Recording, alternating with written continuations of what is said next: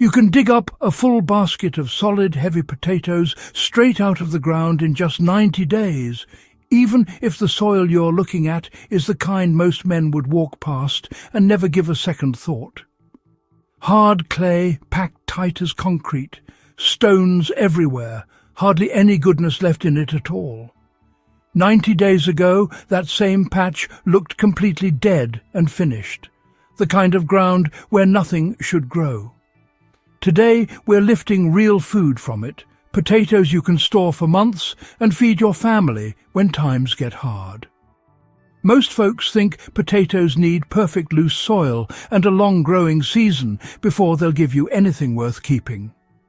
Not these. This is the old-timer way that actually works when nothing else will. I'm going to show you exactly how it's done, step by simple step, the way people have been doing it for generations when they had no choice but to make the land work for them. Here's what you do.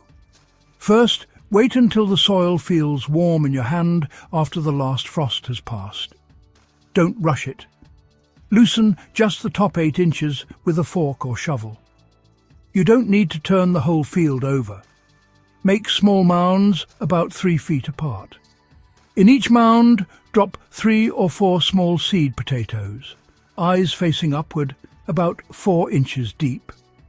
Cover them lightly with soil and keep the ground damp every single day, like a wrung-out cloth, never soaking wet, never bone dry. When the green shoots push up about 6 inches tall, that's when the real work begins. You hill them up. Pull soil gently from around the base and pile it around the stems. Do this 2 or 3 times as the plants grow taller. That hilling does 2 important things. It protects the developing potatoes from the sun so they don't turn green and bitter, and it gives the roots extra loose soil to swell into bigger tubers even when the ground underneath is still hard clay. The trick that makes the whole thing work faster in poor soil is something most new gardeners never think of. Before you even drop the seed potatoes, lay a sheet of black plastic or clear plastic right over those mounds for the first 3 weeks. It traps the sun's heat and warms the soil by 10 or 15 degrees. Potatoes hate cold feet.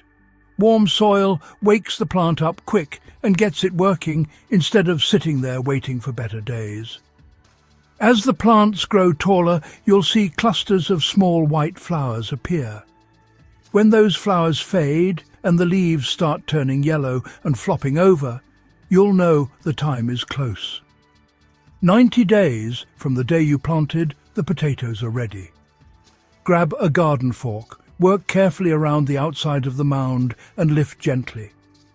1 single mound can easily give you 3 to 5 pounds of good-sized potatoes, sometimes more if the weather stays kind. This method works so reliably because potatoes are built different from the fast crops like radish or zucchini. They don't rush everything into the open.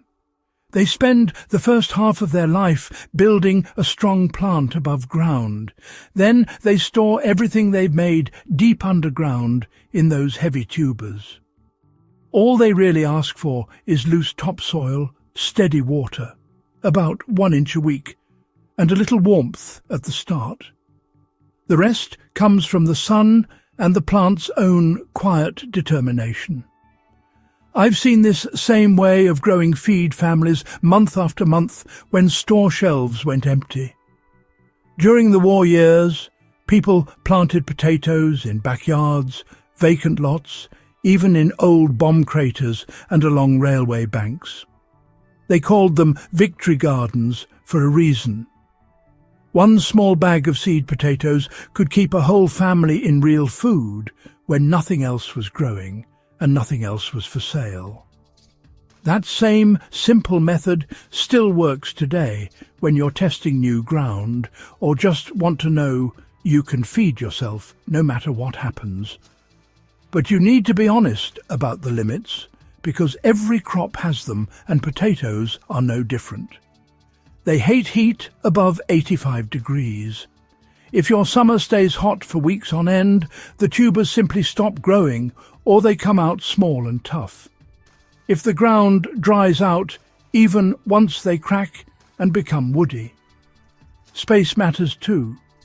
Plant the mounds too close and you'll get plenty of green leaves but very few potatoes underneath. And keep your eyes open for those striped Colorado potato beetles. They can strip a plant of its leaves in just a couple of days if you let them. Pick them off by hand early in the morning or mix a few drops of dish soap in water and spray. It keeps them away cheap and clean. One last detail most people forget, and this one makes all the difference when you want to store your harvest. When you dig the potatoes up, don't wash them right away. Let them sit out of the direct sun for a few days so the dirt can dry on the skins. That dry soil acts like a natural protective layer. It helps the skins cure and harden. Done right, those potatoes will keep in a cool, dark basement or root cellar for 6 months or more, sometimes right through the winter and into the next spring. In the end, growing real food in bad soil isn't about fighting nature or waiting for perfect conditions that may never come. It's about understanding exactly what the plant needs, giving it a warm start, a little protection, and then stepping back and letting it do the heavy work underground where we can't even see it. Put your potatoes in the ground this week in those warm mounds. 90 days from now, you'll walk out with a fork in your hand and come back with a basket of solid, honest potatoes you grew yourself. No waiting forever, no perfect garden required, no excuses. That's how you start taking control again, one quiet harvest at a time.